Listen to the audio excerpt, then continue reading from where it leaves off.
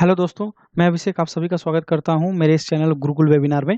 तो दोस्तों recently India ने $2 मिलियन का एड दिया है यूएनआरडब्ल्यूए को। यूएनआरडब्ल्यूए यूएन की एक एजेंसी है और ये फिलिस्तीनी रिफ्यूजी के वेलफेयर के लिए काम करती है। यहाँ पर नीचे आप पिक्चर में देख सकते हैं, ये सभी शरणार्थी हैं जो कि यूएनआरडब्ल्यूए से रिलीफ पैकेज ले रहे हैं। मैं आपको एक ट्वीट दिखाना चाहूँगा world is one news agency का। उसमें इन्होंने भारत की तारीफ की है और लिखा है कि भारत ने $2 मिलियन की ऐड दी है United Nations relief and works agency को। अभी सबसे बड़ी बात है यहाँ पर देखने लायक है कि आप देखिए यहाँ पर ये इसको रिट्वीट किया गया है और रिट्वीट किसने किया है? रिट्वीट किया है इसे इंडिया इन फिलिस्तीन अकाउंट से। अब हम थोड़ा इंडिया इन फिलिस्तीन अकाउंट के बारे में भी जान लेते हैं। ये देखिए, ये इंडिया इन फिलिस्तीन अकाउंट है। ये क्या है? ये ऑफिशियल ट्विटर अकाउंट है। ये किसका ऑफिशियल ट्विटर अकाउंट है? Representative office of India to the state of फिलिस्तीन रामल्ला। रामल्ला के बारे में आपको पता है, ये फिलिस्तीन की राजधानी है। यहाँ पर आप वो आर्टिकल भी देख सकते हैं जो वर्ल्ड इज़ वन ने पब्लिश की है। ये देखिए वर्ल्ड इज़ वन, एंड यहाँ पर यूएन ने भारत की तारीफ की है भारत के $2 मिलियन के एड के लिए, जो कि हमने फिलिस्तीन को दी है। डायरेक्ट हमने फिलिस्तीन को नहीं दी है, ये हमने यूएनआरडब्ल्यूए के थ्रू दी है, लेकिन ये काफ़ी तारीफ की बात है। तो आप इस चैनल पर बने रहिए, काफ़ी कुछ सीखने के लिए मिलेगा आज। ये फिलिस्तीनी रिफ्यूजी कौन है, ये क्राइसिस कैसे हुई, यूएनआरडब्ल्यूए क्या है और इसे फंड कौन कर रहा है, हम ये भी देखेंगे। इसके अलावा हम ये जो फंडिंग कर रहे हैं, क्या इसका कोई पॉलिटिकल गेन है, क्या हमें इससे ग्लोबली कुछ सपोर्ट मिलता है, ये सब हम डिस्कस करने वाले हैं। पर उससे पहले दोस्तों, आप में से जो भी अभी इस चैनल पे नए हैं, चूंकि चैनल भी अभी नया है, तो मैं आपको ये बताना चाहूँगा कि मैंने ये चैनल इसलिए बनाया है क्योंकि मैं आप सभी की, खासकर मेरे वो दोस्त जो अभी यूपीएससी की तैयारी कर रहे हैं या एसएससी की तैयारी कर रहे हैं या किसी अन्य गवर्नमेंट जॉब की तैयारी कर रहे हैं, मैं उनकी कुछ मदद कर पाऊँ। दोस्तों, आपको इस चैनल पर मैं हर दिन एग्ज़ाम से रिलेटेड टॉपिक्स जैसे history, economics, constitution, geography, GK, GS, current affairs और न्यूज़ एनालिसिस, ये सारे देता रहूँगा और मैं कोशिश करूँगा कि मैं हर दिन 2 से 3 वीडियोस ज़रूर अपलोड करूँ। तो जिन्होंने भी अभी इस चैनल को ज्वाइन या सब्सक्राइब नहीं किया है, वो कृपया इस चैनल को ज्वाइन और सब्सक्राइब जरूर कर लें, और वीडियो अगर अच्छा लगे तो प्लीज़ लाइक कमेंट और शेयर जरूर करें। तो दोस्तों, सबसे पहले हम ये देख लेते हैं कि ये यूएनआरडब्ल्यूए है क्या और ये करता क्या है। यूएनआरडब्ल्यूए का पूरा नाम है United Nations relief and work agency, और हिंदी में हम इसे कहेंगे संयुक्त राष्ट्र राहत एवं कार्य एजेंसी। इसकी स्थापना हुई थी 8 दिसंबर 1949 को, फिलिस्तीनी क्राइसिस के बाद। फिलिस्तीनी रिफ्यूजीज का क्राइसिस आपको याद होगा, 1948 में इसराइल और फिलिस्तीन का वॉर हुआ था। और ये कोई डायरेक्ट इसराइल और फिलिस्तीन का वॉर नहीं था, लेकिन इसमें फिलिस्तीन की तरफ से, फिलिस्तीन के समर्थन में आए थे मिस्र हो गए, सीरिया हो गए, जॉर्डन हो गए, ये सारे कंट्रीज। तो वो हार गए। अभी उनके हारने के बाद इसराइल ने क्या किया कि कुछ ज़्यादा टेरिटरी या कुछ ज़्यादा ज़मीन पर कब्जा कर लिया। 1948 में यूनाइटेड नेशंस का एक रेजोल्यूशन था और यूनाइटेड नेशंस ने एक पार्टीशन प्लान दिया था। तो वो पार्टीशन प्लान एक्चुअली में फ़िलिस्तीन को पसंद नहीं आया। फ़िलिस्तीन को वो पार्टीशन प्लान पसंद नहीं आया, तो 1948 में इसराइल ने अपनी स्वतंत्रता की घोषणा स्वयं कर ली, जिसके कारण ये युद्ध हुआ था। और इस युद्ध में फ़िलिस्तीनी अपना सब कुछ हार गए, अपनी ज़मीन हार गए, अपने घर हार गए, अपने रोजगार हार गए। तो वो आइदर दूसरे देशों में जाके बस गए या फिर इजराइल से लगती हुई सीमा में ही राहत कैंपों में बस गए। तो ये था फिलिस्तीनी क्राइसिस पूरी तरह से।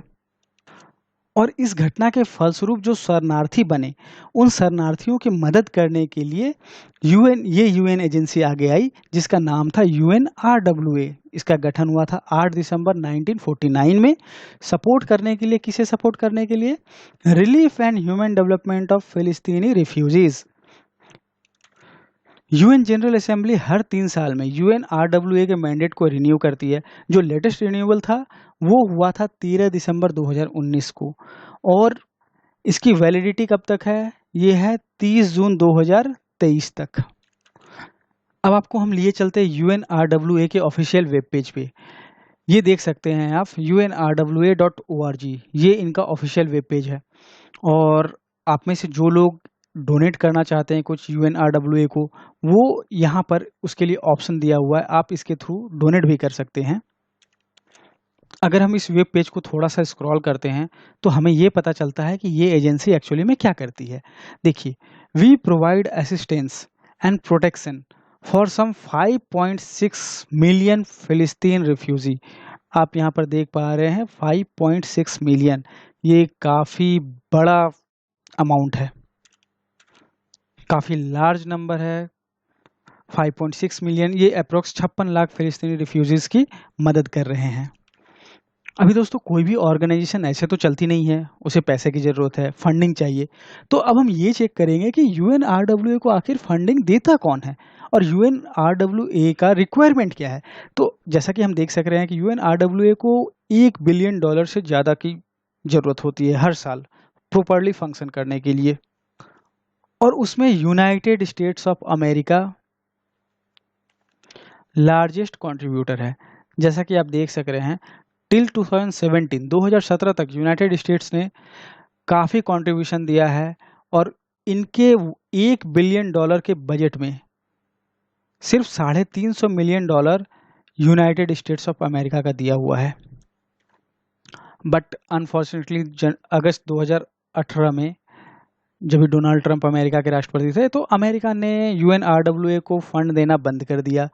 अमेरिका की अपनी कुछ परेशानियां थी, उनके अपने कुछ क्वेश्चंस थे, वो नाखुश थे UNRWA के कैलकुलेशन से, जिनसे वो फिलिस्तीनी जो रिफ्यूजी हैं उनको कैलकुलेट। अमेरिका ये चाहता था कि UNRWA सिर्फ उनको ही रिफ्यूजी माने जो 1948 के वॉर के बाद बेघर हो गए थे, जॉबलेस हो गए थे और अभी जिंदा हैं। तो अमेरिका नहीं चाहता है कि UNRWA 5 मिलियन लोगों को रिफ्यूजी माने। तो USA को छोड़ के जो लार्जेस्ट कंट्रीब्यूटर हैं UNRWA के, तो वो सारे हैं यूरोपीय यूनियन, जर्मनी, कतर। इसके अलावा UNRWA यूनाइटेड नेशंस के रेगुलर बजट से भी फंडिंग लेता है, और भारत की सालाना फंडिंग UNRWA में करीब करीब $5 मिलियन सालाना है। 2016 के पहले भारत सिर्फ $1.25 मिलियन पे करता था UNRWA को, जो अभी बढ़कर $5 मिलियन हो गया है। अच्छा दोस्तों, अब हम ये देख लेते हैं कि रिफ्यूजी कौन है एज पर UNRWA, क्योंकि इसी सवाल पर तो अमेरिका और UNRWA के बीच खींचातानी चल रही है, या खींचातानी चल रही थी, जिसके कारण अमेरिका ने UNRWA की फंडिंग रोक दी। आपको पता होगा कि अमेरिका UNRWA का लार्जेस्ट कंट्रीब्यूटर था। तो UNRWA उनको शरणार्थी मानता है जो 1 जून 1946 से लेकर 15 मई 1948 तक फिलिस्तीन में रहते थे। आपको पता है फिलिस्तीन अभी जिस जगह पर इजराइल बसा हुआ है, 1947 के पहले उसी जगह को फिलिस्तीन बोला जाता था। तो जो भी फिलिस्तीन के लोग 1 जून 1946 से 15 मई 1948 तक फिलिस्तीन में रहते थे, और वे अपना घर और रोजगार वगैरह सब कुछ खोना पड़ा उनको 1948 के वॉर में।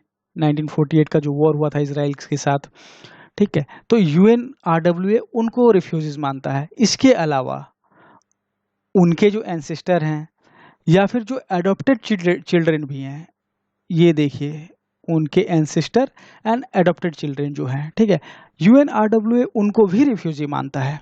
अभी देखते हैं दोस्तों कि ये सारा लफड़ा शुरू कैसे हुआ।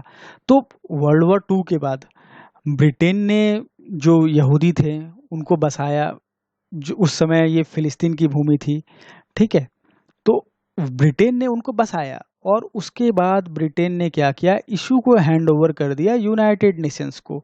ये जो इजराइल और फिलिस्तीन का इशू था, ये हैंड ओवर कर दिया यूनाइटेड नेशंस को। तो यूनाइटेड नेशंस ने एक पार्टीशन प्लान प्रपोज भी किया था 1948 में, इजराइल को भी और फिलिस्तीन को भी। ये इजराइल ने तो बहुत हद तक माना, लेकिन फिलिस्तीन ने नहीं माना। तो फिलिस्तीन के ना मानने पर इजराइल ने क्या किया, इजराइल ने अपनी आज़ादी घोषित कर दी 1948 में। और इजराइल की आज़ादी घोषित करते ही इजिप्ट, जॉर्डन, इराक और सीरिया, इन लोगों ने क्या किया, इन लोगों ने वॉर डिक्लेयर कर दिया इजराइल के साथ। अभी इस वॉर में इनकी बुरी तरह से हार हुई और इजराइल को जो जमीन लेना था as per United Nations partition plan, उससे ज़्यादा जमीन इजराइल ने ले लिया। अभी ये जमीन लेने से क्या हुआ, ये जमीन लेने से जो फिलिस्तीनी उस जमीन में रह रहे थे उस समय तक, उन्हें आइदर छोड़ के जाना पड़ा या फिर वो रिफ्यूजी कैंप में सेटल हो गए जो कि बॉर्डर के नज़दीक था। तो ये तो था इजराइल और फिलिस्तीन का झगड़ा। अभी भारत हर साल यूएनआरडब्ल्यूए को जो पे कर रहा है, या फिर हम फिलिस्तीन के बहुत सारे प्रोग्राम्स में उनको पे कर रहे हैं, उनके हेल्थ केयर में, उनके एजुकेशन में, ये जो हम पे कर रहे हैं, तो क्या कोई पॉलिटिकल गेन हमें इसके कारण मिला है कभी? हम थोड़ा इस पर भी डिस्कशन कर लेंगे अभी। दोस्तों, भारत के पास उम्मीद है कि वो यूएनआरडब्ल्यूए के एडवाइजरी कमीशन में एक मेंबरशिप ले ले। करेंटली यूएनआरडब्ल्यूए के जो एडवाइजरी कमीशन है, उसमें 27 मेंबर हैं और 3 ऑब्जर्वर्स हैं। और ये एडवाइजरी कमीशन एक्चुअली में करती क्या है? अच्छा, ये ध्यान देने की बात है, ये एडवाइजरी कमीशन एक्चुअली में गवर्निंग बॉडी नहीं है इनकी। ये एडवाइजरी कमीशन सिर्फ एडवाइज करती है और असिस्ट करती है। किसको असिस्ट करती है? Commissioner general of UNRWA. और इनको क्यों असिस्ट करती है या किस तरह से असिस्ट करती है कि ये यूएनआरडब्ल्यूए का मैंडेट सेट कर पाए। ठीक है ना? तो ये सिर्फ एक एडवाइजिंग बॉडी है या असिस्टिंग बॉडी है, ये एक गवर्निंग बॉडी नहीं है।